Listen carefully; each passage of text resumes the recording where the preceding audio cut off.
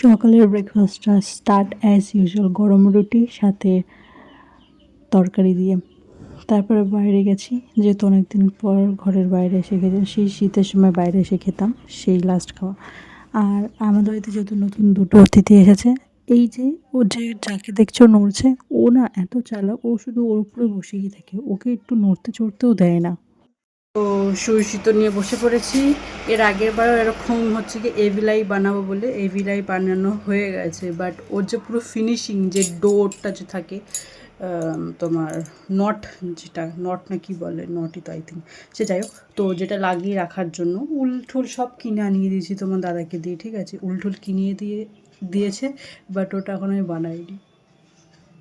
সেদিন কোনো কাজ ছিল না, তো কী করবো করে কোনো মাথায় কিছু আসলো না, তো গাছের কটা পাতা আর একটা ফুল নিয়ে এসে এইটা বানিয়েছি।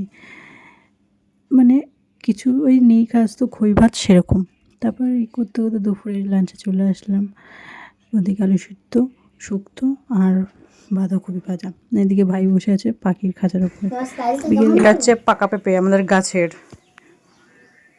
কি আমি কি পাখি পেঁপে পাখি পাকা পেঁপে সরি পাখি পাকা পেঁপে খায় পাখি বলি আমি? হ্যাঁ, তুমি পাখি বোথে।